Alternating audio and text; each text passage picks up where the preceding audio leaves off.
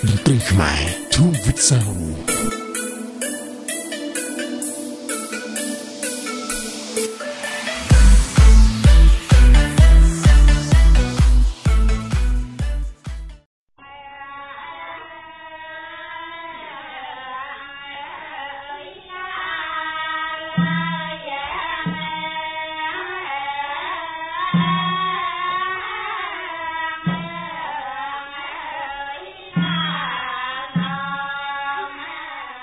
នៅថ្ងៃទី29ខែមេសាឆ្នាំ1916លោកយ៉ង់គូម៉ៃអ្នកអភិរក្សប្រាសាទអង្គរបានត្រូវគេលួចសម្លាប់ក្នុងគ្រាដែលលោកធ្វើដំណើរតាមរថយន្តទៅបើកប្រាក់ខែឲ្យកម្មករនៅក្នុងបរិវេណប្រាសាទអង្គរធំការស្ទាក់ប្លន់សម្លាប់លោកគូម៉ៃនេះធ្វើឡើងនៅចម្ងាយប្រមាណ2គីឡូម៉ែត្រពីការដ្ឋានជួសជុលប្រាសាទដែលលោកគូម៉ៃកំពុងបើករថយន្តឆ្ពោះតម្រង់ទៅនោះពេលនោះក្រុមចៅប្លន់ដែលមានគ្នាទាំងអស់6នាក់បានចេញមកស្ទាក់បាញ់រថយន្តលោកគូម៉ៃលោកយ៉ង់គូម៉ៃត្រូវគេរាយការណ៍ថាជាមនុស្សឆាប់ឆេវឆាវគាត់បញ្ឈប់រថយន្តភ្លាមមួយរំពេចហើយប្រយុទ្ធតតាំងជាមួយនឹងពួកចៅប្លន់គូម៉ៃត្រូវពួកចៅប្លន់បាញ់ចំក្បាលនិងចំពោះហើយក៏បានស្លាប់បាត់បង់ជីវិតមួយថ្ងៃបន្ទាប់ពីព្រឹត្តិការណ៍ស្ទាក់បាញ់ប្លន់នោះទៅអ្នកបម្រើជនជាតិវៀតណាមម្នាក់របស់លោកគូម៉ៃត្រូវបានគេរកឃើញថាមានទោសដោយបានខុបខិតជាមួយនឹងជនជាតិខ្មែរ6នាក់ទៀតក្នុងការរៀបចំផែនការប្លន់លោកគូម៉ៃនេះគោលបំណងតែមួយគត់នៃឃាតកម្មទៅលើលោកគូម៉ៃនេះគឺការស្ទាក់ប្លន់យកប្រាក់ចំនួន600ទីយ៉ាសដែលលោកគូម៉ៃស្ពាយជាប់នឹងខ្លួនបំរុងយកទៅបើកប្រាក់ខែឲ្យកម្មករអភិរក្សរបស់លោកសូម្បីតែលោកស៊ីលវេសទេសាភិបាលបារាំងប្រចាំខេត្តបាត់ដំបងក៏បានទទួលស្គាល់ដែរថាអក្រិតកម្មនេះមិនតាក់ទងទៅនឹងសកម្មភាពបះបោរប្រឆាំងនឹងបារាំងទេតែជាករណីប្លន់យកប្រាក់សុទ្ធសាធ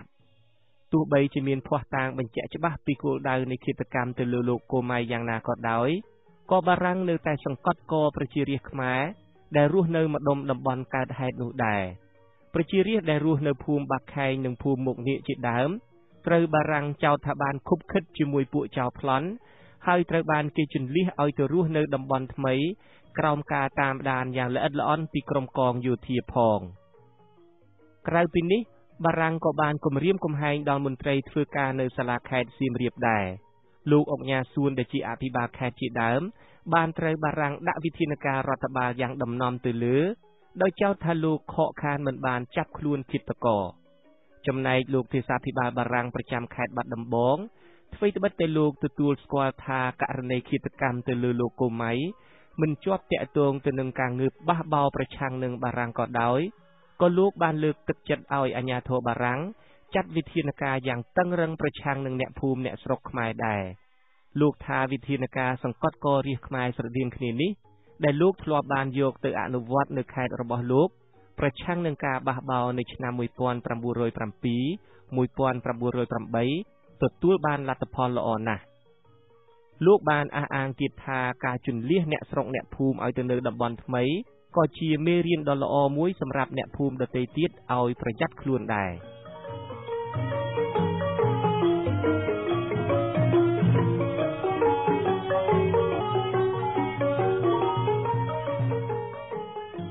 ការចាត់វិធានការដ៏ជ្រុលហួសហេតុរបស់បារាំងទៅលើប្រជារាស្ត្រខ្មែរនេះគឺផ្ទុយទៅនឹងស្ថានភាពពិតរបស់ប្រជារាស្ត្រខ្មែរដែលមានការងើបតស៊ូបះបោរប្រឆាំងនឹងបារាំងយ៉ាងតិចតួចជាទីបំផុតបើប្រៀបធៀបទៅនឹងប្រជាជាតិជិតខាងពីរទៀតដែលត្រូវបារាំងជិះជាន់ដូចគ្នាអ្វីត្បិតតែភាពហិង្សាដែលបង្កឡើងដោយប្រជារាស្ត្រខ្មែរប្រឆាំងនឹងបារាំងកើតឡើងយ៉ាងតិចតួចនៅប្រទេសកម្ពុជាក្តីរាល់ពេលដែលព្រឹត្តិការណ៍នេះកើតឡើងបារាំងបានមានប្រតិកម្មតបតប្រឆាំងនឹងប្រជារាស្ត្រខ្មែរវិញដោយគ្មានអាណិតអាសូរបន្តិចបន្តួចឡើយទោះបីជាមានមនុស្សប្រមាណតែ6ឬ7នាក់ប៉ុណ្ណោះដែលបានតាក់ទិនទៅនឹងឃាតកម្មទៅលើលោកគូម៉ៃតែប្រជារាស្ត្រខ្មែររហូតដល់ទៅ63នាក់ត្រូវទទួលទណ្ឌកម្មពីបារាំងក្នុងនោះ5នាក់ត្រូវទទួលទោសប្រហារជីវិត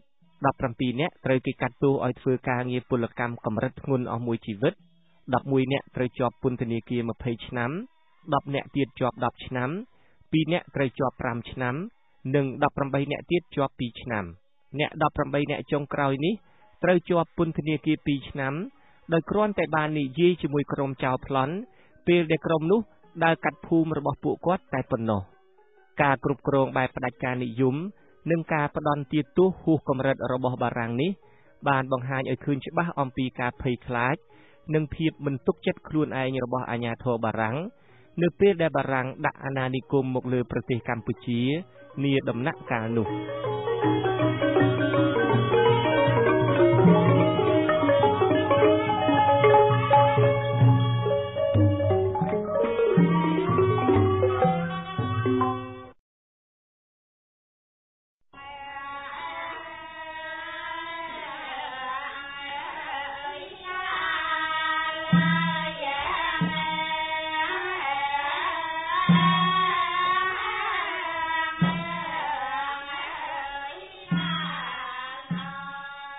គោលនយោបាយរបស់បារាំងក្នុងការទប់ទល់នឹងការបះបោររបស់ប្រជាកសិករខ្មែរនៅឆ្នាំ1916ដោយសុខចិត្តធ្វើសម្បទានខ្លះនិងដោយវិធីបង្ក្រាបនិងធ្វើទណ្ឌកម្មដល់អ្នកទាំងឡាយណា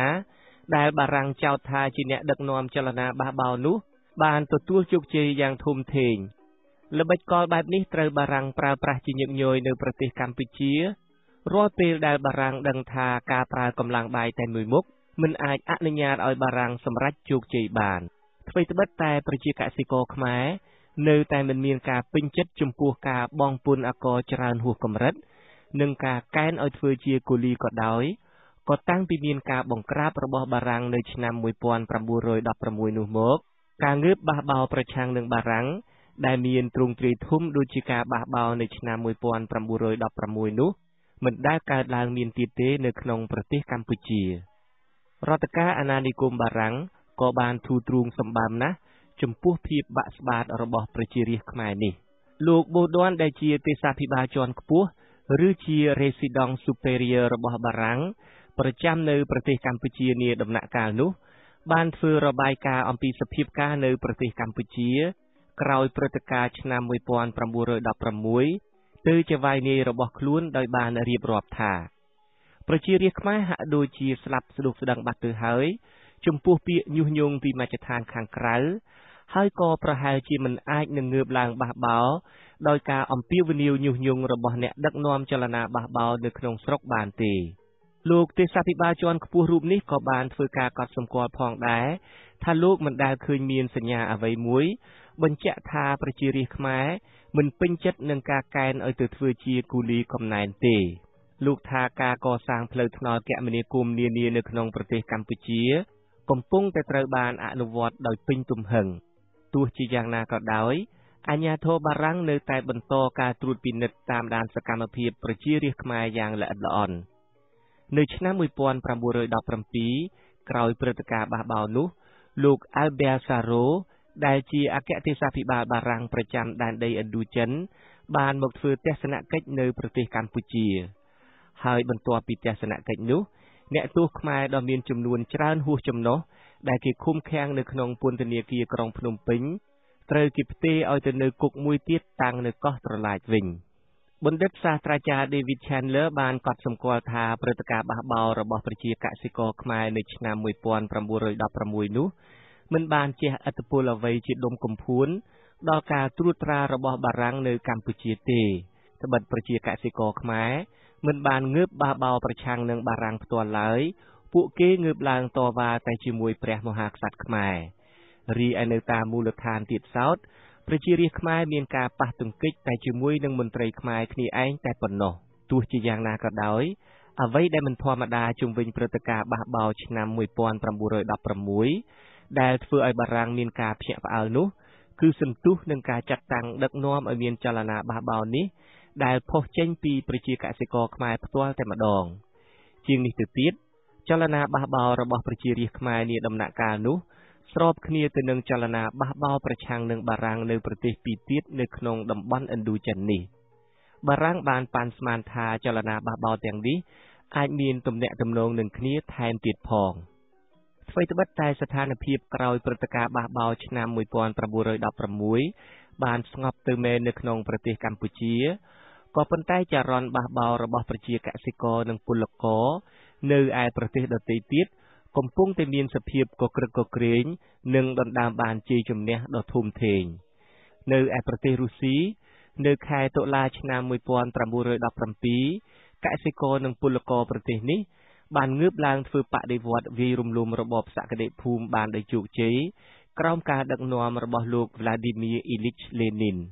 បន្ទាប់មក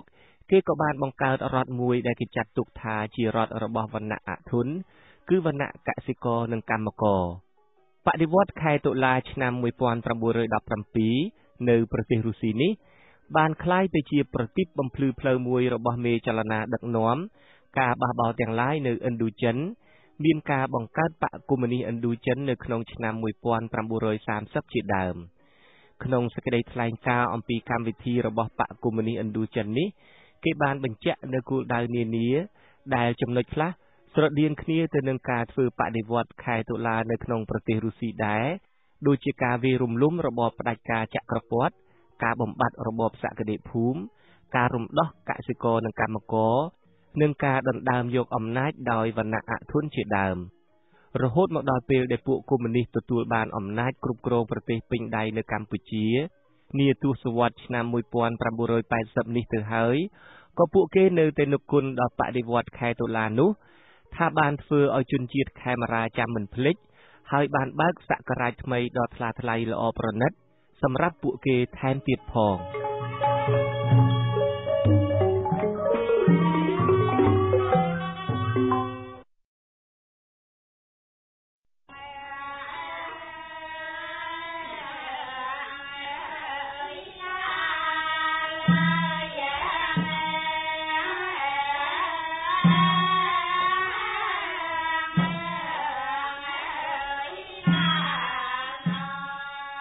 លោកបានដេះចូលបម្រើជាមន្ត្រីរបស់អាណានិគមបារាំងនៅឆ្នាំ1907ហើយនៅឆ្នាំ1908គាត់ត្រូវបានរដ្ឋាភិបាលបារាំងបញ្ជូនមកកាន់ការងារនៅដែនដីកូសាំងស៊ីននៅឆ្នាំ1923លោកបាដេសបានទទួលតំណែងជាទេសាភិបាលស្ដីទីប្រចាំខេត្តព្រៃវែងទោះមានតំណែងជាទេសាភិបាលក៏ដោយលោកបាដេសមានឋានន្តរស័ក្តិត្រឹមតែជាមន្ត្រីថ្នាក់លេខ3គឺទាបជាងស័ក្តិរបស់ទេសាភិបាលដទៃទៀតដល់ទៅ2ថ្នាក់លោកបាដេសបានឆក់យកឱកាសពីការកាន់កាប់តំណែងជាទេសាភិបាលស្ដីទីប្រចាំខេត្តព្រៃវែងនេះក្នុងការជំរុញដណ្ដើមយកបុណ្យស័ក្តិខ្ពស់ឲ្យដូចជាទេសាភិបាលបារាំងដទៃទៀតដែរវិធីមួយដែលលោកបាដេសអនុវត្តក្នុងការចង់ឡើងបុណ្យស័ក្តិនេះគឺការខិតខំប្រមូលពន្ធដារឲ្យបានច្រើនដើម្បីផ្គត់ផ្គង់រដ្ឋការអាណានិគមបារាំងអាជ្ញាធរបារាំងនាសម័យនោះដំឡើងនឹងរឹតបន្តឹងការយកពន្ធអាករលើគ្រប់ផលិតផលនិងគ្រប់សកម្មភាពទាំងអស់លោក David Chandler សរសេរថាពន្ធអាភៀនស្រាសនិងអំបិលត្រូវគេប្រមូលយកទៅបញ្ចូលក្នុងថវិការបស់ឥណ្ឌូចិនទាំងមូលបារាំងក៏បង្ខំឲ្យប្រជារាស្ត្របង់ថ្លៃក្នុងមុខរបររកស៊ីនេសាទក្នុងការលក់ទំនិញផ្សេងៗនិងបង់ថ្លៃកាតជាដើមនៅសល់ពន្ធមួយប្រភេទទៀតដែលបារាំងយកច្រើនមែនទែននៅគ្រប់ទីកន្លែងនៃប្រទេសកម្ពុជាគឺពន្ធស្រូវចំណែកលោកដឹកគៀមដែលជាអ្នកនិពន្ធសៀវភៅប្រឡោមលោករឿងភូមិដេរឆានបានសរសេរថាបារាំងមិនគ្រាន់តែដំឡើងពន្ធទេគេថែមទាំងបង្កើតពន្ធថ្មីដទៃទៀតដូចជាគេយកពន្ធលើរទេះគោជាដើមនៅមុនឆ្នាំ1920ព្រះរាជាចាត់តាំងតំណាងរបស់ព្រះអង្គដែលគេហៅថាអុកញ៉ាលួងពីរាជធានីភ្នំពេញឲ្យចុះទៅប្រមូលពន្ធស្រូវនេះនៅតាមមូលដ្ឋានប្រជាកសិករត្រូវបង់ពន្ធស្រូវនេះជាប្រាក់ស្មើនឹង 10% នៃទិន្នផលស្រូវដែលគេធ្វើបានក្នុងមួយឆ្នាំតែរយៈកាលក្រោយឆ្នាំ1920រដ្ឋការបារាំងបានផ្លាស់ប្ដូរប្រព័ន្ធប្រមូលពន្ធស្រូវនេះវិញដោយប្រគល់ភារកិច្ចទៅឲ្យអាជ្ញាធរមូលដ្ឋានជាអ្នកទទួលខុសត្រូវវិញមិនចាំបាច់បញ្ជូនពួកអុកញ៉ាលួងពីភ្នំពេញទៅខេត្តនានាដូចមុនទៀតទេប្រព័ន្ធយកពន្ធថ្មីដោយអាជ្ញាធរមូលដ្ឋាននេះអ្វីត្បិតតែបានកាត់បន្ថយបែបបទការិយាល័យធិបតេយ្យបានខ្លះក៏ដោយតែក៏បានធ្វើឲ្យប្រាក់ចំណូលពីការបង់ពន្ធនេះបានថយចុះការបង់ពន្ធនៃខេត្តព្រៃវែងក្រោមការគ្រប់គ្រងបណ្ដោះអាសន្នរបស់លោកលីវីបាដេសក៏បានថយចុះដែរពន្ធស្រូវនៅខេត្តព្រៃវែងទាំងមូលនៅឆ្នាំ1923ប្រមូលបានតែចំនួន 120,000 រៀលតែប៉ុណ្ណោះឆ្លៀតឱកាសនេះលោកបាដេសដែលបានព្យាយាមផ្គត់ផ្គុនយកមុខយកមាត់ជាមួយចៅហ្វាយនាយរបស់ខ្លួន ខិតខំប្រមូលពន្ធបានចំនួន 10,000 រៀលបន្ថែមទៀតនៅឆ្នាំ 1924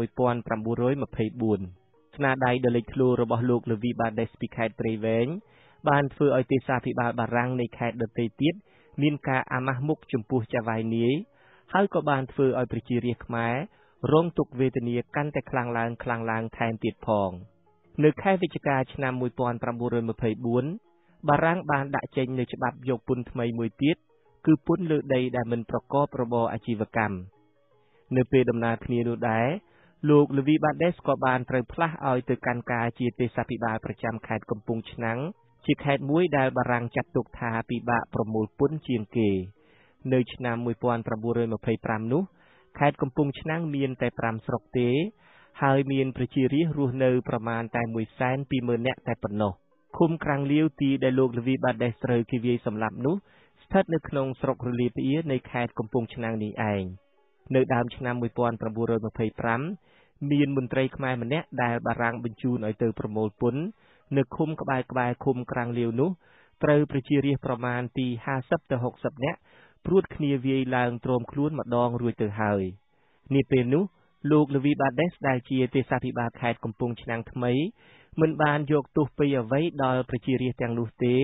តែលោកបានបន្ទោសមន្ត្រីខ្មែរដែលត្រូវប្រជារាស្ត្រវាយទាត់ធាក់នោះថាមិនមានវិធីសាស្ត្រល្អក្នុងការទារពន្ធហើយប្រកាន់រឹកមិនសមសួនជាមួយប្រជារាស្ត្រទៅវិញរបាយការណ៍មួយចំនួនបានឲ្យដឹងថាលោកនោះបានប្រាប់ទៅស្រីៗក្នុងភូមិថាបើគ្មានលុយសម្រាប់បង់ពន្ធទេគួរតែទៅធ្វើស្រីខូចទៅដើម្បីយកលុយបង្គ្រប់ពួកស្រីៗនៅក្នុងភូមិនោះខឹងជាខ្លាំងហើយតបទៅវិញថាពួកខ្ញុំទៅធ្វើជាស្រីខូចគ្មាននរណាគេយកទេព្រោះពួកខ្ញុំអាក្រក់ទាល់តែប្រពន្ធលោកឯងដែលស្អាតមានមាសពេជ្រពាក់ហើយមានទឹកអប់លាបផងទើបពួកប្រុសចូលចិត្តយកដោយមានរឿងបែបនេះទើបលោកបាដេសមិនយកទោសពីអ្នកស្រុកហើយបន្ទោសមន្ត្រីខ្មែរនោះថាមិនចេះរបៀបការទូតទៅវិញទើបអ្នកស្រុកវាយក៏ប៉ុន្តែវាសនារបស់លោកបាដេសខ្លួនឯងអាក្រក់ជាងមន្ត្រីខ្មែរនោះទៅទៀតដោយលោកមិនត្រឹមតែអ្នកស្រុកវាយឲ្យទ្រាំខ្លួនទេតែវាយទាល់តែស្លាប់តែម្ដងនៅពេលដែលគាត់ទៅប្រមូលពន្ធខ្លួនឯងនៅឃុំក្រាំងលាវនៅខែមេសាឆ្នាំ 1925 នោះ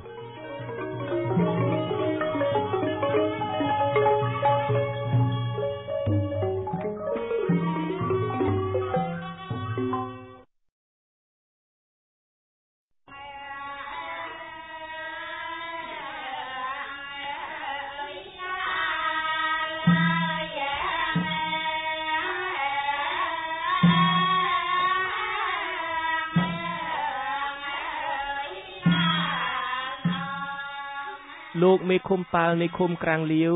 បានទទួលសម្បត្តិពីខេត្តមកឲ្យលោកប្រមូលអ្នកស្រុកអ្នកភូមិរបស់លោកណាដែលមិនទាន់បង់ពន្ធឲ្យទៅជួបជុំគ្នានៅសាលាឃុំក្រាំងលាវនៅថ្ងៃទី 18 ខែមេសាឆ្នាំ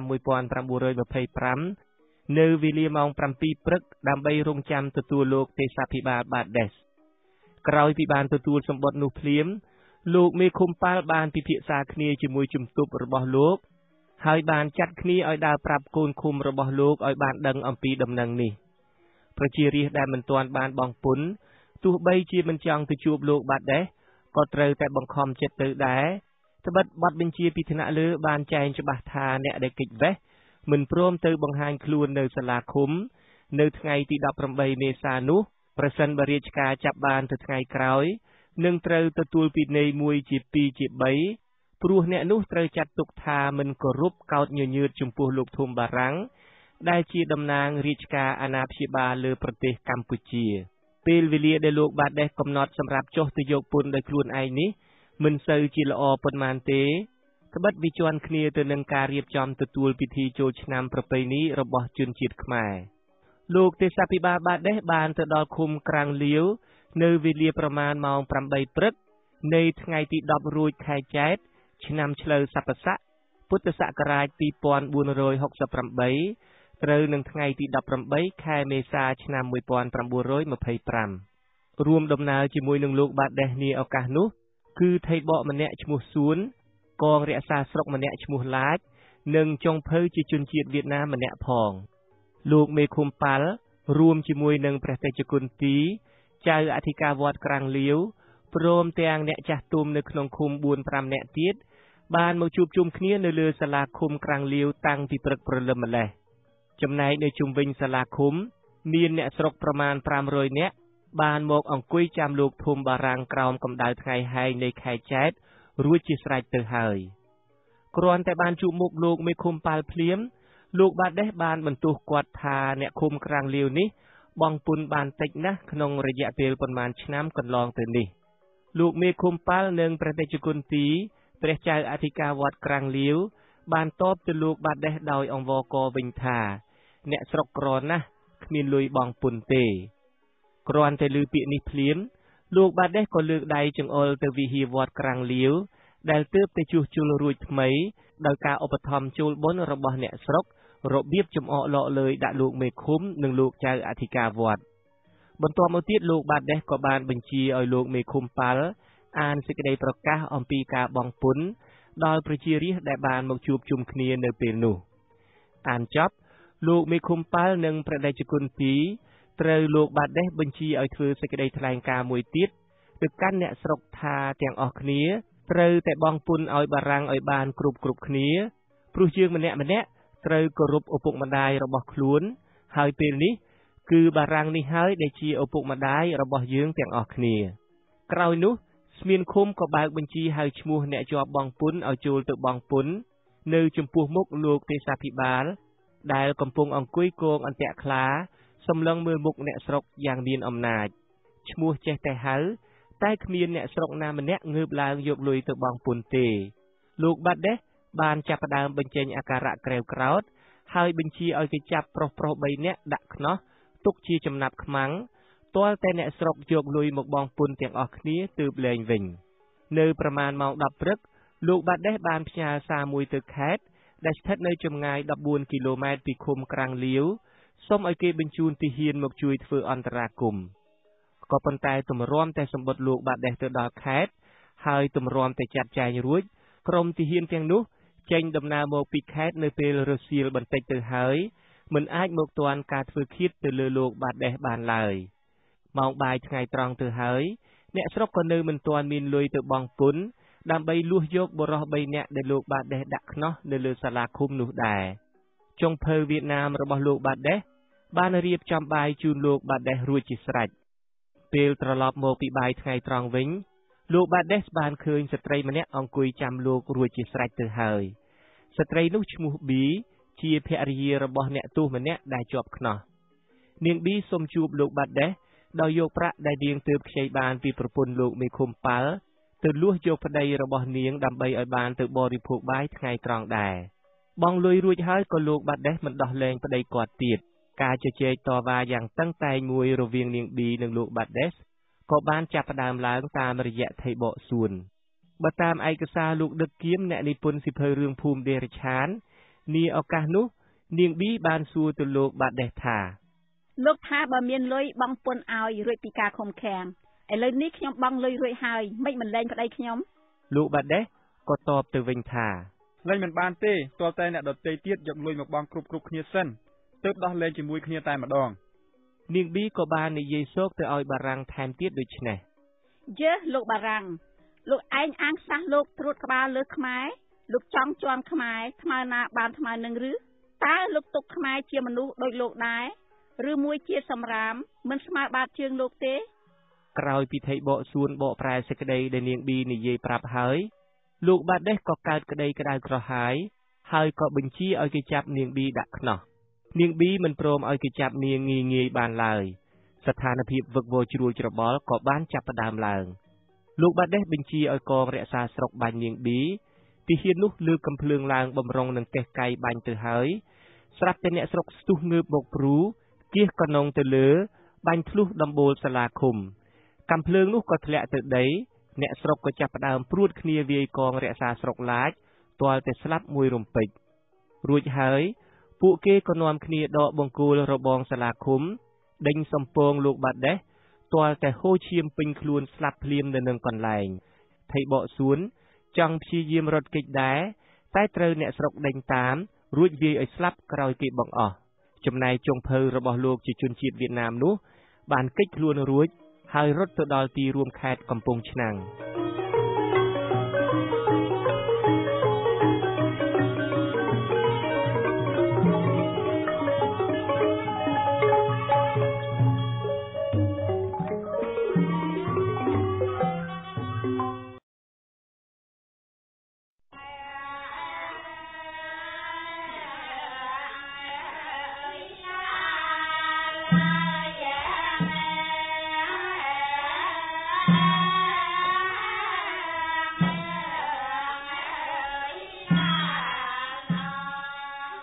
ក្រោយពេលសម្លាប់លោកទេសាភិបាលបាដេស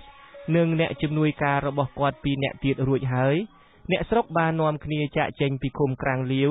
ឆ្ពោះទៅខេត្តកំពង់ឆ្នាំងក្នុងគោលបំណងទៅវាយលុកពួកបារាំងដល់ទីរួមខេត្តតែម្ដងលោកសុកវិទអ្នកចូលរួមម្នាក់ក្នុងព្រឹត្តិការណ៍ថ្ងៃទី18ខែមេសាឆ្នាំ1925នៅឃុំក្រាំងលាវនោះបាននិយាយប្រាប់លោក David Chandler ថានាឱកាសនោះអ្នកឃុំក្រាំងលាវមានទឹកចិត្តពុះពោសម្បើមណាស់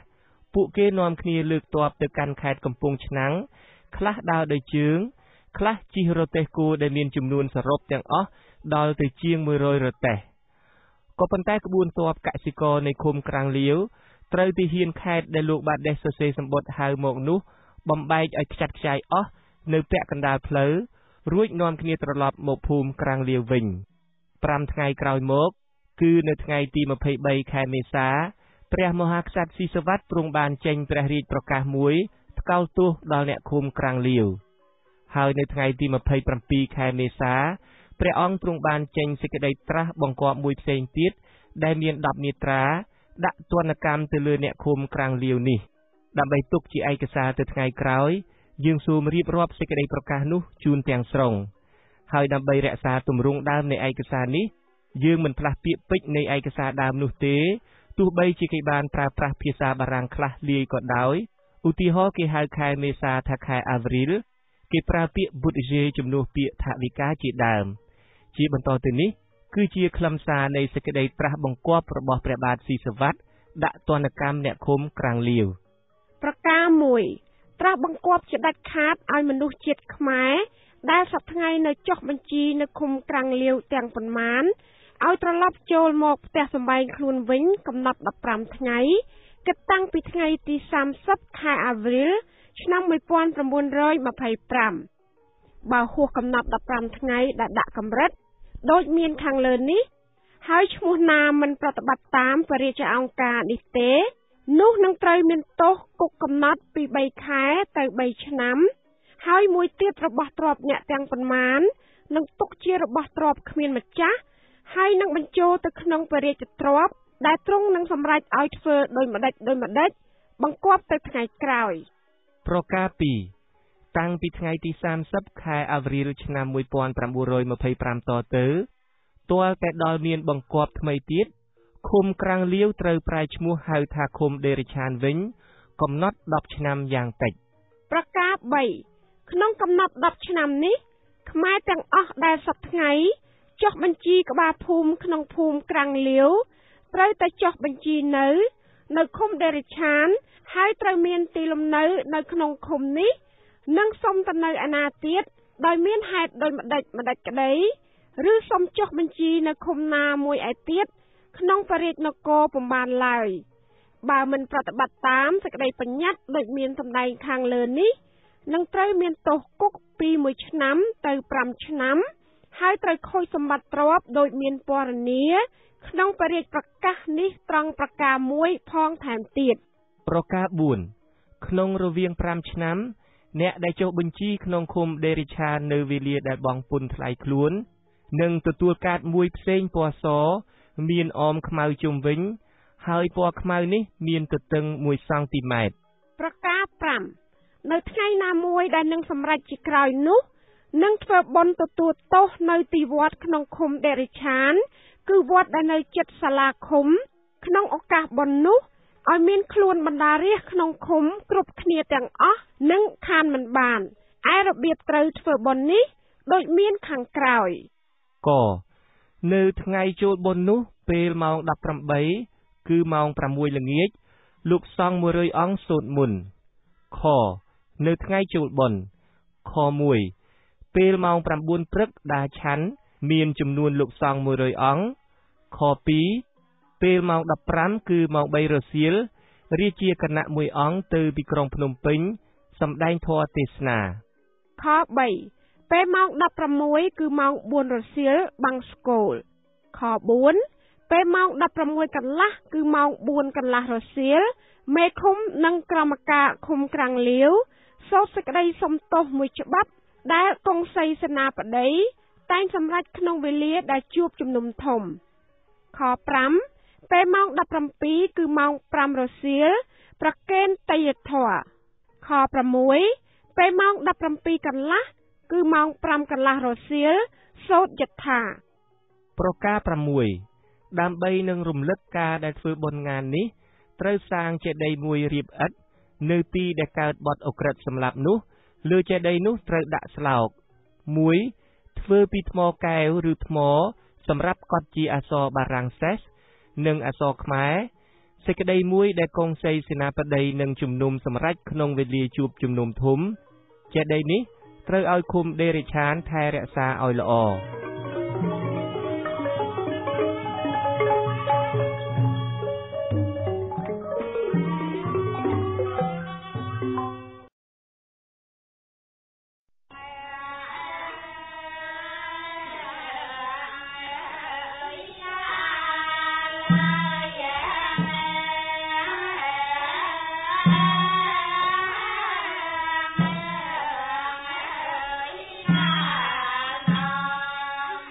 ក្រោយពេលដែលប្រជាកសិករឃុំក្រាំងលាវបានព្រួតគ្នាវាយសម្លាប់លោកទេសាភិបាលបាដេសនិងអ្នកជំនួយការរបស់លោក2នាក់ទៀតរួចមកនៅថ្ងៃទី27ខែមេសាឆ្នាំ1925ព្រះមហាក្សត្រស៊ីសុវត្ថិទ្រង់បានចេញសេចក្តីត្រាស់បង្គាប់មួយដែលមាន10ប្រការដាក់ទណ្ឌកម្មទៅលើអ្នកឃុំក្រាំងលាវនៅក្នុងប្រការមួយព្រះអង្គទ្រង់បង្គាប់ឲ្យអ្នកក្រាំងលាវទាំងអស់វិលចូលមកកាន់លំនៅឋានវិញមិនឲ្យហួសពី15ថ្ងៃគិតចាប់តាំងពីថ្ងៃទី30ខែមេសាឆ្នាំ1925តទៅប្រការ2តម្រូវឲ្យដូរឈ្មោះឃុំក្រាំងលាវឲ្យទៅជាឃុំដេរិឆានវិញប្រការ3បានហាមឃាត់មិនឲ្យមនុស្សដែលរស់នៅក្នុងឃុំក្រាំងលាវផ្លាស់ប្ដូរទៅនៅទីផ្សេងទៀតឡើយប្រការ4បានចែងថាអ្នកឃុំក្រាំងលាវទាំងអស់ត្រូវពាក់កាតសមានអមខ្មៅជុំវិញជាសញ្ញានៃការកាន់មរណទុក្ខចំពោះលោកបាដេសប្រការ5តម្រូវឲ្យប្រជារាស្ត្រឃុំក្រាំងលាវទាំងអស់ចូលរួមធ្វើបុណ្យឧទ្ទិសដល់លោកបាដេសជារៀងរាល់ឆ្នាំប្រការ6បង្គាប់ឲ្យសង់ចេតិយថ្មមួយនៅទីដែលលោកបាដេសត្រូវបានគេវាយសម្លាប់ដោយមានឆ្លាក់អក្សរខ្មែរនិងអក្សរបារាំងផងជាបន្តទៅនេះគឺជាខ្លឹមសារទាំងស្រុងនៃសេចក្តីត្រាស់បង្គាប់របស់ព្រះបាទស៊ីសុវត្ថិពីប្រការ7ដល់ប្រការទី10ប្រការ7ក្នុងរវាង10ឆ្នាំតាំងពីថ្ងៃដែលកសាងចេតិយរួចស្រេចហើយនោះក្នុងមួយឆ្នាំនៅថ្ងៃទី18ខែអាវ៉ិលត្រូវធ្វើបុណ្យរំលឹកពីបទឧក្រិដ្ឋនេះតាមរបៀបដែលបានបញ្ញត្តិនៅត្រង់ប្រការ5តែចំនួនសង្ឃក្នុងបុណ្យនេះឲ្យនៅតែមានត្រឹម50អង្គវិញប្រការ8ឯសហួយគ្រប់ជំពូកក្នុងការដែលធ្វើតាមបទបញ្ញត្តិក្នុងប្រការ5 6និង7នោះត្រូវបណ្ដារាស្ត្រឃុំដេរិឆានទទួលចេញទាំងអស់បុត្រយេឃុំនោះត្រូវឲ្យមានកត់ចំនួនទឹកប្រាក់ឲ្យគ្រប់គ្រាន់សម្រាប់ចំណាយទៅថ្ងៃក្រោយឯចំនួនប្រាក់នោះនឹងយកទៅប្រើការចាយក្រៅពីការនេះពុំបានសោះឡើយហេតុនេះឃុំដេរិឆានត្រូវបង្កើតប្រាក់ចំណូលមួយផ្សេងដែលបណ្ដារាស្ត្រមានឈ្មោះក្នុងបញ្ជីទាំងប៉ុន្មានត្រូវបង់តែរាល់ខ្លួនឥតចន្លោះឈ្មោះណាឡើយហើយឯចំនួនទឹកប្រាក់ដែលបណ្ដារាស្ត្រម្នាក់ត្រូវបង់នោះត្រូវក្រុមជំនុំក្នុងឃុំសម្រេចរាល់ឆ្នាំបើក្រុមជំនុំក្នុងឃុំមិនបានកត់ចំនួនទឹកប្រាក់ដែលត្រូវការនឹងពន្ធដែលចម្រើនទឹកប្រាក់នោះក្នុងបុត្រទេរាជការរដ្ឋបាលដែលឃុំនោះត្រូវឡើងនឹងចាត់ចែងសម្រេចតាមការដើម្បីនឹងទប់ទល់ក្នុងឆ្នាំ1925នេះត្រូវឲ្យធ្វើបុត្រប្រធួនមួយជាប្រញាប់កំបីបង្អង់ប្រការ9ឯព្រះរាជប្រកាសនេះត្រូវបិទកំណត់10ឆ្នាំនៅ20កន្លែងផ្សេងនៅក្នុងឃុំដេរិឆានឯបិទនេះត្រូវបិទឡើងវិញជាញឹកញយ ដើម្បីឲ្យមើលអក្សរបានជាដរាបបើនរណាមានចិត្តប្រាថ្នាធ្វើឲ្យខូចឬហែកព្រះរាជប្រកាសដែលបិទនោះនឹងត្រូវមានទោសដែលមានសម្រេចត្រង់មាត្រា301ក្នុងក្រមព្រហ្មទណ្ឌខេមរៈឯបញ្ញត្តិព្រះរាជប្រកាសនេះត្រូវឲ្យមេឃុំឬជំទប់ណាមួយយកទៅមើលនៅមុខបណ្ដារាស្ត្រដែលត្រូវប្រជុំមកស្ដាប់នៅគ្រប់ឃុំក្នុងនគរទាំងមូលប្រកាស10អ្នករាជការឃុំដេរិឆាននិងអ្នករាជការរដ្ឋបាលត្រួតត្រាលើឃុំនេះត្រូវទទួលខុសត្រូវផ្ទាល់ខ្លួនហើយទទួលចេញប្រាក់ផងបើមិនបានសម្រេចតាមសេចក្តីបញ្ញត្តិដែលមានសម្ដែងក្នុងព្រះរាជប្រកាសនេះបើសេចក្តីមិនសម្រេចតាមខណានីមួយៗបង្កើតឲ្យមានឡើងដែលហេតុតែអ្នករាជការនេះមិនយកចិត្តទុកដាក់ធ្វេសប្រហែសអ្នករាជការនេះនឹងត្រូវមានទោសគុកកំណត់ពី1ឆ្នាំទៅ5ឆ្នាំហើយនឹងពិន័យពី20រៀលទៅ100រៀលហើយនឹងត្រូវមានទោសខាងផ្លូវរាជការដែលកុងសីសេនាបតីនឹងសម្រេចឲ្យមាននោះផងទោសដែលមាននេះនឹងនាំឲ្យមានបង់ប្រាក់ផងហើយតាមពាក្យបណ្ដឹងពីសេនាបតីនឹងសម្រេចឲ្យមាននោះផងទោសដែលមាននេះនឹងនាំឲ្យមានបង់ប្រាក់ផងហើយតាមពាក្យបណ្ដឹងពីសេនាបតីក្រសួងយុតិធធម៌ហើយសាលាជំនុំមុខក្រសួងនឹងកាត់សេចក្តីឲ្យបង់ជំងឺចិត្តថែមទៀតឯប្រាក់ជំងឺចិត្តនេះនឹងត្រូវបញ្ចូលទៅក្នុងបុត្រយេឃុំដេរិឆានទុកតែសម្រាប់ចេញសហុយក្នុងការថែរក្សាជាដីរំលឹកនឹងខានពំបានព្រះរាជប្រកាសធ្វើក្នុងព្រះបរមរាជវាំងចតុមុខភ្នំពេញនៅថ្ងៃ5កើតខែពិសាខឆ្នាំឆ្លូវសព្វស័កត្រូវគ្នានឹងថ្ងៃទី27ខែអាវ្រិលឆ្នាំ1925ព្រះស៊ីសុវត្ថិ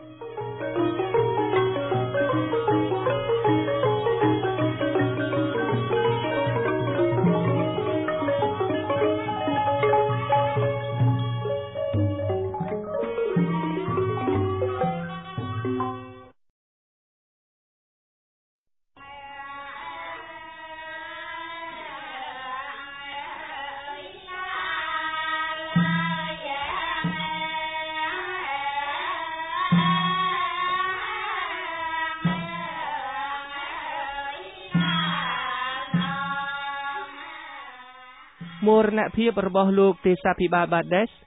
បានធ្វើឲ្យរដ្ឋការអាណានិគមភ្ញាក់ផ្អើលយ៉ាងខ្លាំងព្រោះថាកន្លងមកមិនមានអ្នកធម្មតាម្នាក់ត្រូវប្រជារាស្ត្រខ្មែរព្រួតវាយសម្លាប់ដូចនេះទេជនជាតិបារាំងដែលបំពេញការងារនៅស្រុកខ្មែរធ្លាប់មានគេលួចសម្លាប់ដែរតែភាគច្រើនជាស្នាដៃរបស់ពួកចៅប្លន់ឬបាវព្រាវបម្រើក្នុងផ្ទះតែប៉ុណ្ណោះនេះគឺជាលើកទី1ហើយដែលអ្នកធំបារាំងម្នាក់ត្រូវប្រជារាស្ត្រមួយឃុំព្រួតគ្នាវាយសម្លាប់ទាំងកណ្ដាលថ្ងៃត្រង់ពេលចុះទៅបំពេញភារកិច្ចប្រមូលពន្ធព្រះមហាក្សត្រខ្មែរព្រះបាទស៊ីសុវត្ថិទ្រង់បានចាត់ឲ្យបុត្រារបស់ព្រះអង្គគឺព្រះអង្គម្ចាស់មុនីវង្សយាងចុះទៅត្រួតពិនិត្យដល់ឃុំក្រាំងលាវជាមួយនឹងមន្ត្រីបារាំងម្នាក់ទៀតឈ្មោះឆាសាងបន្ទាប់ពីនោះគឺនៅថ្ងៃទី27ខែមេសាឆ្នាំ1925ព្រះអង្គទ្រង់ចេញសេចក្តីត្រាស់បង្គាប់មួយដាក់ទណ្ឌកម្មទៅលើអ្នកឃុំក្រាំងលាវនៅដើមខែឧសភានៃឆ្នាំដដែលនោះប្រជារាស្ត្រឃុំក្រាំងលាវប្រមាណជាង200នាក់បានត្រូវអាជ្ញាធរកោះហៅទៅសួរចម្លើយបើតាមឯកសាររបស់លោកដឹកគៀមសរសេរថាអ្នកដឹកនាំសំខាន់នៃការវាយប្រហារទៅលើលោកបាដេសនេះមានគ្នាតែ2នាក់ទេគឺម្នាក់ឈ្មោះជួននិងម្នាក់ទៀតឈ្មោះនៅលោក David Chandler សរសេរថានៅត្រូវគេបាញ់សម្លាប់ហើយកាត់ក្បាលចោលនៅខែមិថុនាឆ្នាំ1925នោះក្រោយពីនៅបានត្រូវគេសម្លាប់ចោលហើយគាត់បានត្រូវគេចាត់ទុកថាជាមេចៅប្លន់សម្លាប់លោកទេសាភិបាលបាដេសទៅវិញចំណែកជួនត្រូវបានគេរកឃើញថាជាអ្នកផ្សំគំនិតរួចបញ្ជូនទៅឃុំឃាំងនៅគុកកោះត្រឡាចហើយក៏បាត់ដំណឹងសូនឈឹងតាំងពីពេលនោះទៅនៅខែធ្នូឆ្នាំ1925អ្នកឃុំក្រាំងលាវចំនួន18នាក់ត្រូវគេកោះហៅឲ្យឡើងតុលាការនៅរាជធានីភ្នំពេញលោកសុកបិទដែលជាអ្នកចូលរួមម្នាក់ក្នុងព្រឹត្តិការណ៍ថ្ងៃទី18ខែមេសានៅឃុំក្រាំងលាវនោះដែលនៅរស់រានមានជីវិតបានប្រាប់លោក David Chandler ថាលោកត្រូវគេកាត់ទោសឲ្យជាប់ពន្ធនាគារចំនួន15ឆ្នាំដោយគ្រាន់តែបានដាល់លោកបាដេសចំមុខមួយដៃនៅថ្ងៃកើតហេតុនោះតែប៉ុណ្ណោះ ក្រោយចេញពីគុកគាត់ក៏បានត្រឡប់ទៅរស់នៅឃុំក្រាំងលាវវិញហើយប្រកបរបររកស៊ីជាអ្នកឡើងត្នោតនិងធ្វើស្រែនៅទសវត្សរ៍ឆ្នាំ1940ពេលដែលចលនាប្រឆាំងនឹងបារាំងដឹងថាគាត់ធ្លាប់ដើរមន្ត្រីបារាំងហើយត្រូវបារាំងចាប់ដាក់គុកអស់15ឆ្នាំផងនោះពួកនោះខំព្យាយាមលបួងគាត់ឲ្យចូលរួមជាមួយចលនារបស់គេដែរតែគាត់ប្រកែកនៅក្នុងសវនាការជំនុំជម្រះករណីឃាតកម្មរបស់លោកទេសាភិបាលបាដេសនានាពួកបារាំងបានខិតខំមិនបកស្រាយករណីសម្លាប់លោកបាដេសថាបានបង្កឡើងដោយគោលនយោបាយទារពន្ធដារច្រើនហួសកម្រិតរបស់បារាំងនិងអំពីកត្តាលោកបាដេសខ្លួនឯងទេតែគេបានបង្វែរសាច់រឿងនោះឲ្យទៅជាករណីប្លន់សម្លាប់ទៅវិញអាជ្ញាធរខ្មែរក៏បានប្រកាន់ជំហរនេះតាមបារាំងដែរព្រះរាជប្រកាសរបស់ព្រះបាទស៊ីសុវត្ថិចុះថ្ងៃទី27ខែមេសាបានចាត់ទុកថាលើរេស៊ីដង់ឌឺកំពង់ឆ្នាំងត្រូវមនុស្សអប្រិយវិឃាតក្នុងវេលាដើរដំណើរត្រួតការរាជការគឺពិឃាតមុខបណ្ដារាស្ត្រខ្មែរប្រការដែលអ្នកឃុំក្រាំងលាវមួយចំនួនត្រូវគេកាត់ទោសឲ្យជាប់ពន្ធនាគារហើយអ្នកស្រុកមួយចំនួនទៀតត្រូវគេដាក់ទណ្ឌកម្មដែរនោះក៏ព្រោះតែរាជការយល់ថាមកពីបណ្ដារាស្ត្រខ្មែរឃើញចោលសម្លាប់លោកបាដេសហើយនៅស្ងៀមធ្វើប្រងើយមិនទៅជួយការពារនោះទុកជាខ្លួនធ្វើខុសហើយផ្សំគំនិតផងលោក David Chandler អះអាងថាអ្វីដែលធ្វើឲ្យព្រឹត្តិការណ៍សម្លាប់លោកបាដេសលេចធ្លោក្នុងប្រវត្តិសាស្ត្រខ្មែរគឺការដែលប្រជារាស្ត្រខ្មែរមានភាពវៃឆ្លាតផ្នែកនយោបាយដោយចេះនាំគ្នាក្រោកឈរឡើងធ្វើសកម្មភាពដើម្បីស្វែងរកអ្វីដែលពួកគេយល់ថាជាការផ្ដល់យុត្តិធម៌សម្រាប់ពួកគេ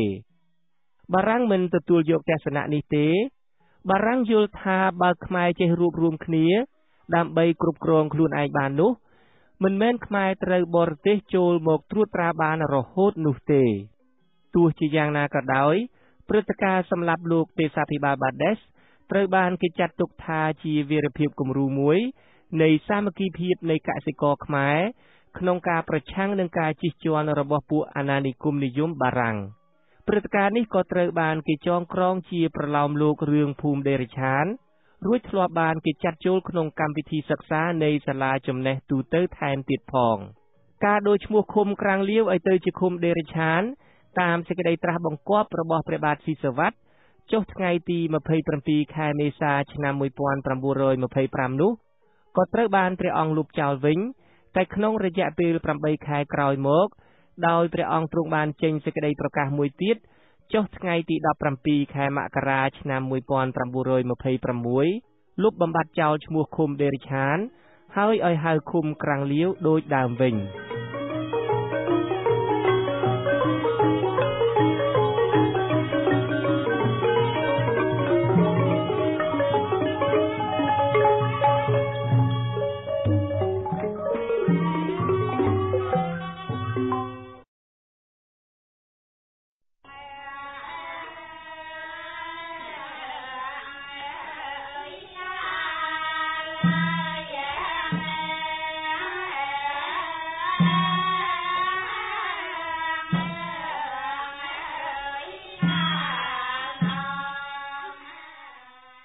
វត្ថុបំណងដ៏សំខាន់របស់បេសកកម្មបារាំងនៅប្រទេសកម្ពុជាគឺជួយធ្វើឲ្យប្រទេសកម្ពុជាមានភាពជឿនលឿនទាន់សម័យដែលបារាំងហៅថា Mission Civilisatrice តែទោះជាយ៉ាងណាក៏ដោយបារាំងមិនបានធ្វើអ្វីជាដុំកំភួនក្នុងវិស័យអប់រំទេលោក John Tully សរសេរថាកិច្ចខិតខំប្រឹងប្រែងរបស់បារាំងក្នុងការថែរក្សាស្នាដៃសិល្បៈនិងកេរមរតកបុរាណវត្ថុខ្មែរបានទទួលជោគជ័យច្រើនជាងការជួយកសាងប្រព័ន្ធអប់រំនៅប្រទេសកម្ពុជាតែទោះជាយ៉ាងណាក៏ដោយបារាំងបានជញ្ជូនបុរាណវត្ថុខ្មែរដ៏មិនអាចកាត់ថ្លៃបានជាច្រើនសន្ធឹកសន្ធាប់ទៅប្រទេសបារាំងនៅចុងសតវត្សទី19នាដំណាក់កាលក្រោយមកទៀតទើបបារាំងបានចាប់ផ្ដើមជួសជុលប្រាសាទបុរាណខ្មែរនៅតំបន់សៀមរាបអង្គរក្រោមការត្រួតពិនិត្យរបស់អ្នកឯកទេសបារាំងមួយចំនួនមានលោក Jean Comay និងលោក Henri Marchal ជាដើមដោយពិតមិនមែនបារាំងជាអ្នកស្រាវជ្រាវមុនគេរកឃើញប្រាសាទអង្គរពីក្នុងព្រៃជ្រៅដោយដែលគេដំណាលតគ្នានោះទេទោះបីជាព្រះរាជាខ្មែរបានរើរាជធានីពីអង្គរ រួចទៅតាំងរាជធានីនៅកន្លែងថ្មីទៀតក៏ដោយក៏ប្រជារាស្ត្រខ្មែរមិនដែលបោះបង់អង្គរចោលម្ដងណាឡើយអ្នកស្រុកតែងតែរស់នៅជុំវិញតំបន់អង្គរនេះជាប្រចាំសមាជិកអ្នកការទូតចិត្តម្នាក់ឈ្មោះជូតាខ្វាន់ធ្លាប់បានទៅរស់នៅអង្គរនេះតាំងពីសតវត្សទី13ហើយបានកត់ត្រាពីរបៀបរស់នៅរបស់អ្នកស្រុកអង្គរនេះថែមទៀតផងក្រៅពីនេះនៅសតវត្សទី16ក៏មានអ្នកផ្សព្វផ្សាយសាសនាពីប្រទេសព័រទុយហ្គាល់ធ្លាប់បានទៅដល់អង្គរមុនបារាំងដែរអ្វីដែលបារាំងបានធ្វើមុនគេនោះគឺគេបានផ្សព្វផ្សាយអំពីវត្តមាននៃប្រាសាទបុរាណខ្មែរដ៏ល្បីល្បាញទាំងនេះឲ្យពិភពលោកដឹងឮការងារជួសជុលប្រាសាទអង្គរបានចាប់ផ្ដើមឡើងនៅឆ្នាំ1901ឯកសារខ្លះថាឆ្នាំ1907ដោយអ្នកឯកទេសមួយក្រុមនៃសាលាបារាំងចុងបូព៌ា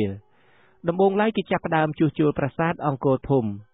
វិធីសាស្ត្រជួសជុលថ្មីត្រូវបានគេបង្កើតឡើងហើយបន្តិចម្ដង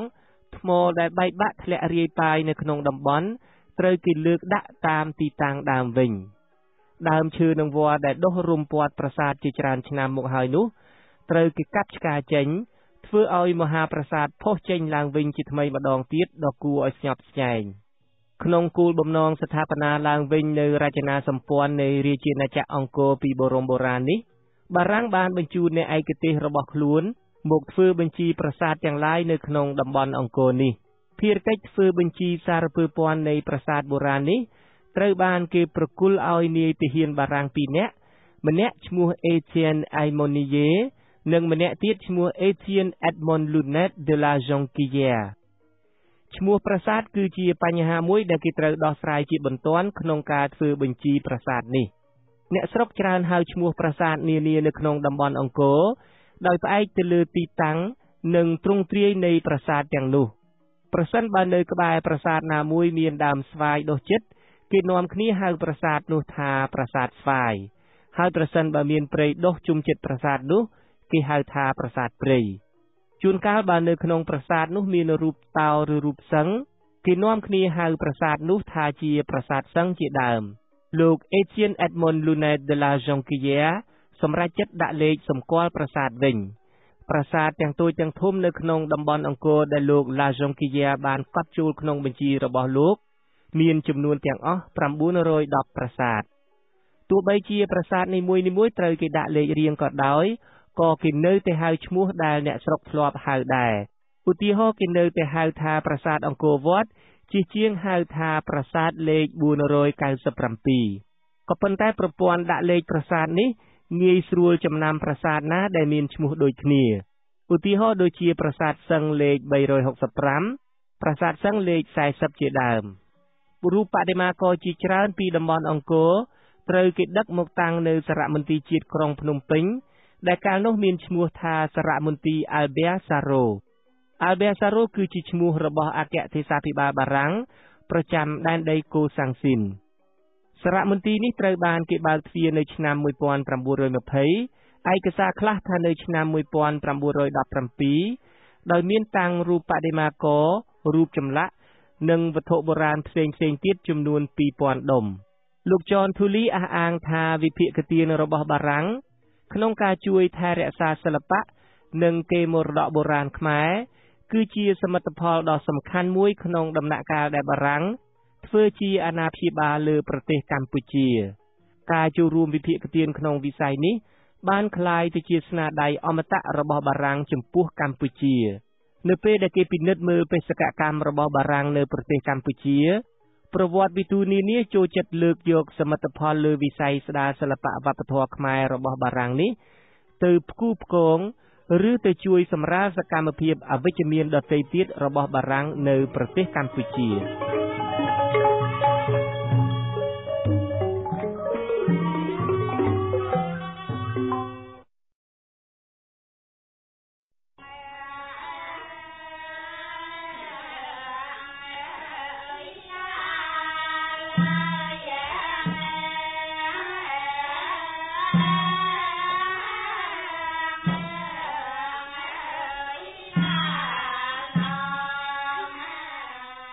ការអប់រំបណ្ដុះបណ្ដាលនៅប្រទេសកម្ពុជាចំនួនដើមពឹងផ្អែកទាំងស្រុងទៅលើព្រះសង្ឃនៅតាមទីវត្តអារាមនានា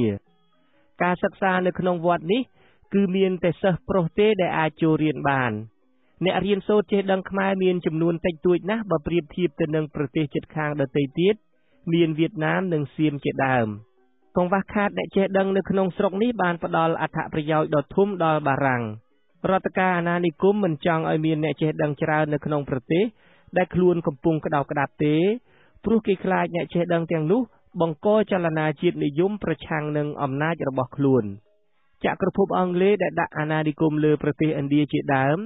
មានការព្រួយបារម្ភបន្តិចទេនៅពេលដែលអ្នកផ្សព្វផ្សាយសាសនាបើកសាកលវិទ្យាល័យ3នៅប្រទេសឥណ្ឌានៅក្នុងឆ្នាំ1857លោក Curzon តំណាងចក្រភពអង់គ្លេសប្រចាំប្រទេសឥណ្ឌានាសម័យនោះខ្លាចក្រែងការសិក្សាបែបលោកខាងលិចនៅក្នុងសាកលវិទ្យាល័យទាំងនេះធ្វើឲ្យជនជាតិឥណ្ឌាយល់ដឹងថាប្រទេសរបស់ខ្លួនត្រូវគេរំលោភលោកមេបញ្ជាការ Arthur MacArthur និយាយថាការក្តោបក្តាប់ចិត្តរបស់មនុស្សគឺជាវិធីមួយនៃការឈ្លានពានកាន់កាប់ប្រទេសដទៃដូចនេះគេត្រូវតែចាត់ទុកការអប់រំថាជាអាវុធរបស់រដ្ឋការអាណានិគមបារាំងទទួលយកទ្រឹស្ដីនេះមកអនុវត្តលើប្រទេសទាំង3នៅឥណ្ឌូចិនដែលខ្លួនកាន់កាប់នៅទសវត្សរ៍ឆ្នាំ1930បារាំងបានបិទសាលានៅតាមខេត្តមួយចំនួននៃប្រទេសវៀតណាមដែលហេតុថាអ្នកចេះដឹងវៀតណាមនៃសាលាទាំងនេះឈប់ធ្វើស្រែឈប់លក់ដូរហើយនាំគ្នាធ្វើសកម្មភាពបដិវត្តប្រឆាំងនឹងបារាំងវិញចំពោះបារាំងស្ថានភាពអប់រំនៅស្រុកខ្មែរខុសប្លែកពីស្ថានភាពនៅវៀតណាមរហូតមកដល់ទសវត្សរ៍ឆ្នាំ1930ទៅហើយនៅប្រទេសខ្មែរមិនទាន់មានកាសែតជាភាសាខ្មែរនៅឡើយទេលើកលែងតែទស្សនាវដ្តីវប្បធម៌កម្ពុជាសូរិយាចេញផ្សាយមួយខែម្ដងដែលបង្កើតឡើងនៅឆ្នាំ1927ដោយវិទ្យាស្ថានពុទ្ធសាសនបណ្ឌិតសាលាវត្តខ្មែរនានាក៏ធ្លាប់បង្រៀនតែភាសាបាលីនិងភាសាខ្មែរបន្តិចបន្តួចដែលធ្វើឲ្យបារាំងមិនសូវមានការខ្លាចរអាប៉ុន្មានឡើយឯកសារលោកសាស្ត្រាចារ្យលងសៀមសរសេរថាមកដល់ឆ្នាំ1911នៅក្នុងប្រទេសខ្មែរទាំងមូលមានសាលាបឋមសិក្សាក្រៅពីសាលាវត្តប្រហែល30ខ្នងតែប៉ុណ្ណោះហើយនៅឆ្នាំ1924សាលាទាំងនេះត្រូវដាក់ក្រោមការត្រួតត្រាដ៏តឹងតែងរបស់បារាំងទាំងអស់នៅតាមសាលាទាំងនេះការបង្រៀនមុខវិជ្ជាទាំងឡាយប្រព្រឹត្តទៅជាភាសាបារាំងក្នុងសាលាបារាំងនេះសិស្សជាជនជាតិខ្មែរមានចំនួនតិចតួចទេភាគច្រើនគឺជាសិស្សបារាំងដែលជាកូនចៅពួកមន្ត្រីបារាំងនិងសិស្សជាជនជាតិវៀតណាមនៅប្រទេសកម្ពុជាសាលារៀនដែលបង្កើតឡើងដោយក្រុមអ្នកផ្សាយសាសនាក៏មិនសូវរីកដុះដាលដូចនៅវៀតណាមប៉ុន្មានដែរព្រះពុទ្ធសាសនា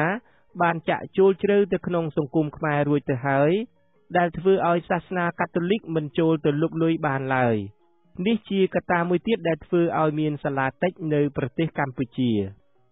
ព្រះស៊ីសុវត្ថិជាមហាក្សត្រដែលទ្រង់ចាត់ទុកការសិក្សាអប់រំជាកត្តាសំខាន់ក្រោយពេលបានឡើងសោយរាជ្យនៅឆ្នាំ1904ព្រះអង្គទ្រង់បានចាត់ឲ្យសង់សាលារៀននៅក្នុងបរិវេណព្រះបរមរាជវាំងដើម្បីផ្ដល់ការសិក្សាដល់បុត្រាបុត្រីនៃព្រះញាតិវង្សានុវង្សនិងកូនចៅពួកនាម៉ឺនក្នុងវាំងនៅពេលចាប់ផ្ដើមដំបូងសាលានេះមានសិស្សចំនួនតែ29នាក់ទេតែក្រោយមកសាលានេះបានរីកកាន់តែធំឡើងយ៉ាងឆាប់រហ័សព្រះបាទស៊ីសុវត្ថិទ្រង់មិនចេះភាសាបារាំងស្ទាត់ជំនាញណាស់ណាទេតែព្រះអង្គបានបញ្ជូនបុត្រាព្រះអង្គឲ្យទៅបន្តការសិក្សានៅក្នុងប្រទេសបារាំងក្នុងនោះមានទាំងព្រះអង្គម្ចាស់មុនីវង្សដែលជាអនាគតព្រះមហាក្សត្រឡើងសោយរាជ្យបន្តពីព្រះអង្គផងការបញ្ជូនព្រះរាជបុត្រឲ្យទៅសិក្សានៅប្រទេសដែលត្រួតត្រាលើប្រទេសខ្លួននេះជាទម្លាប់របស់ព្រះមហាក្សត្រខ្មែររួចទៅហើយកាលពីប្រទេសខ្មែរនៅក្រោមការគ្រប់គ្រងរបស់ប្រទេសសៀមព្រះបាទនរោត្តមនិងព្រះបាទស៊ីសុវត្ថិក៏ត្រូវព្រះបាទអង្គឌួងជាបិតាបញ្ជូនឲ្យទៅសិក្សានៅក្រុងបាងកកប្រទេសថៃដែរទោះជាយ៉ាងណាក៏ដោយព្រះបាទស៊ីសុវត្ថិត្រូវគេចាត់ទុកថាមានព្រះទ័យយកចិត្តទុកដាក់ក្នុងការអប់រំបណ្ដុះបណ្ដាលប្រជារាស្ត្ររបស់ព្រះអង្គដោយពិតៗក្រៅពីការខិតខំបណ្ដុះបណ្ដាលបុត្រាបុត្រីផ្ទាល់ព្រះអង្គក៏ទ្រង់បានខិតខំពង្រីកការសិក្សាអប់រំដល់ប្រជារាស្ត្ររបស់ព្រះអង្គដែរព្រះអង្គទ្រង់ត្រាស់បង្គាប់មេវត្តទាំងអស់នៅទូទាំងរាជាណាចក្រកម្ពុជា ឲ្យបើកសាលាដើម្បីផ្ដល់ចំណេះវិជ្ជាដល់កុលបុត្រកុលធីតាខ្មែរជាទូទៅតាមរាជបញ្ញត្តិរបស់ព្រះអង្គចុះថ្ងៃទី11ខែមេសាឆ្នាំ1912ឪពុកម្ដាយទាំងអស់ត្រូវបញ្ជូនកូនប្រុសស្រីរបស់ខ្លួនដែលមានអាយុចាប់ពី8ឆ្នាំឡើងទៅឲ្យចូលសាលារៀនបើពុំនោះទេនឹងត្រូវទទួលទណ្ឌកម្មជាទម្ងន់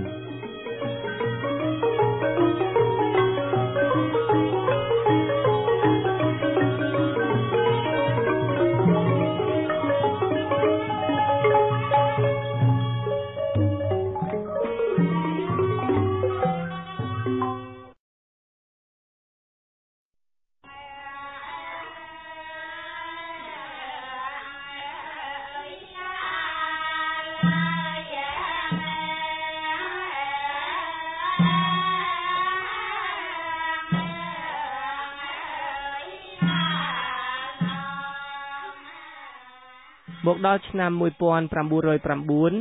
ព្រះសង្ឃនៅប្រទេសកម្ពុជាទទួលបន្ទុកប្រព័ន្ធអប់រំមួយដែលរួមមានសាលារៀនចំនួន 1700 និងមានសិស្សចូលរៀនជាង 40000 នាក់2ឆ្នាំក្រោយមកចំនួនសាលាវត្តកើនឡើងរហូតដល់ 3000 សាលាដែលទទួលសិស្សបានដល់ជាង 50000 នាក់ចំណែកនៅក្នុងសាលាដែលបារាំងគ្រប់គ្រងវិញមានសិស្សសរុបចូលរៀនតែជាង 6000 នាក់ហើយក្នុងនោះមានសិស្សខ្មែរចំនួនតែជាង 3000 នាក់តែប៉ុណ្ណោះនៅឆ្នាំ1911អនុវិទ្យាល័យស៊ីសវត្តត្រូវបានបង្កើតឡើងដើម្បីបម្រើតម្រូវការសិក្សាថ្នាក់មធ្យមសិក្សានៅទីនេះសិស្សត្រូវរៀន5ឆ្នាំនៅឆ្នាំ1935អនុវិទ្យាល័យស៊ីសវត្តត្រូវកែប្រែឲ្យទៅជាវិទ្យាល័យស៊ីសវត្តវិញដោយពង្រីកតួនាទីបន្ថែមសម្រាប់បណ្ដុះបណ្ដាលក្របខ័ណ្ឌរដ្ឋបាលនិងបណ្ដុះបណ្ដាលគ្រូបង្រៀនសម្រាប់បឋមសិក្សាផងដែរទោះជាយ៉ាងនេះក្តីសាលាវត្តនៅតែមានតួនាទីចម្បងនិងមានបណ្ដាញទូលំទូលាយជាងគេនៅទូទាំងប្រទេសកម្ពុជាលោក François Baudouin ដែលបំពេញភារកិច្ចជាទេសាភិបាលជាន់ខ្ពស់ប្រចាំប្រទេសកម្ពុជាជាច្រើនឆ្នាំជាអ្នកទទួលខុសត្រូវក្នុងការធ្វើកំណែទម្រង់ប្រព័ន្ធអប់រំនៅតាមវត្តឲ្យមានប្រសិទ្ធភាពល្អជាងមុននៅឆ្នាំ1908ពេលដែលនៅធ្វើជាទេសាភិបាលប្រចាំខេត្តកំពង់ចាមនៅឡើយលោក Baudouin រួមជាមួយនឹងគ្រូបង្រៀនបារាំងម្នាក់ឈ្មោះ Menetrier បានរៀបចំកម្មវិធីសិក្សាថ្មីមួយ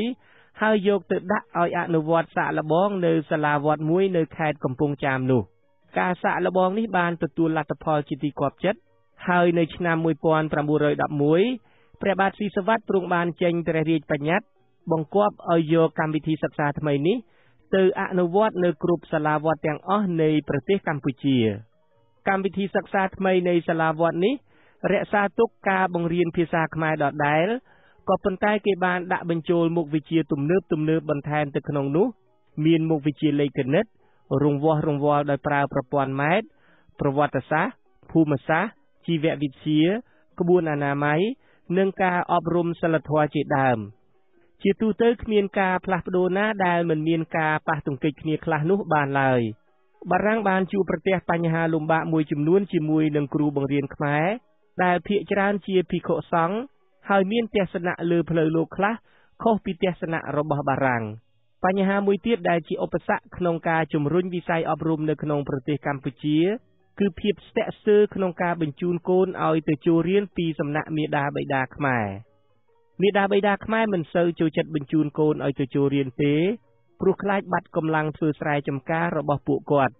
ម្យ៉ាងទៀតពួកគាត់មានទស្សនៈថាការសិក្សាមិនចាំបាច់សម្រាប់មុខរបរជាអ្នកធ្វើស្រែផងដើម្បីជំរុញឲ្យមាតាបិតាខ្មែរបញ្ជូនកូនទៅសាលារៀននៅខែមេសាឆ្នាំ1912ព្រះបាទស៊ីសុវត្ថិបានចេញព្រះរាជបញ្ញត្តិមួយអនុញ្ញាតឲ្យផាកគ្រួសារណាដែលមិនបញ្ជូនកូនទៅរៀនលើកទី1ចំនួន1រៀលហើយបើនៅតែប្រព្រឹត្តខុសជាលើកទី2ត្រូវផាក2រៀលមាតាបិតាភាគច្រើនធ្វើមិនដឹងមិនឮចំពោះព្រះរាជបញ្ញត្តិនេះទេហើយដូច្នេះហើយបានជានៅឆ្នាំ1915និងឆ្នាំ1916ព្រះអង្គទ្រង់បានចេញព្រះរាជបញ្ញត្តិមួយចំនួនទៀតព្រះរាជបញ្ញត្តិខែធ្នូឆ្នាំ1916បានចែងថាមាតាបិតាណាដែលឃាត់កូនមិនឲ្យទៅរៀនម្ដងត្រូវជាប់គុករហូតដល់5ថ្ងៃ ទោះបីជាមានបទបញ្ញត្តិដ៏តឹងរ៉ឹងបែបនេះក៏ដោយក៏មាតាបិតាភាគច្រើនធ្វើមិនដឹងមិនឮដដែលបញ្ហាធំមួយទៀតគឺកម្មវិធីនិងវិធីសាស្ត្របង្រៀនមានកម្រិតទៀតអ្វីបើមានបទបញ្ញត្តិឲ្យមានការកែតម្រង់សាលាវត្តក៏ដោយក៏ចាងវាងសាលាវត្តភាគច្រើនមិនអនុវត្តតាមបទបញ្ញត្តិនោះទេសេចក្តីប្រកាសរបស់រដ្ឋាភិបាលមួយផ្ញើចេញទៅសាលាវត្តនានានៅទូទាំងរាជាណាចក្រកម្ពុជាបានគូសបញ្ជាក់ថាបទបញ្ជាទាំងឡាយមិនសូវបានគេយកទៅអនុវត្តទេហើយសិស្សក៏នៅតែបន្តរៀនតាមរបៀបចាស់ដដែលហេតុដូច្នេះហើយបានជាសិស្សទាំងនេះនៅមិនទាន់បានទទួលការសិក្សាឲ្យបានត្រឹមត្រូវទេមន្ត្រីបារាំងម្នាក់បានសង្កេតឃើញថាគ្រូបង្រៀនខ្មែរតែងតែសម្លាប់ភាពងឿងឆ្ងល់សួរដេញដោលរបស់សិស្សជិះជាងជួយធ្វើយ៉ាងណាឲ្យសិស្សមានទម្លាប់នេះ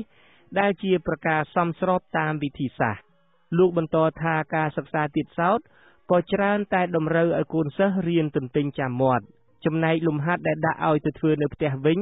ភាគច្រើនសុទ្ធតែជាលំហាត់សរសេរចម្លងពីសៀវភៅរៀនអានមិនសូវមានលំហាត់សម្រាប់រំញោចការគិតត្រិះរិះនិងស្រាវជ្រាវទេ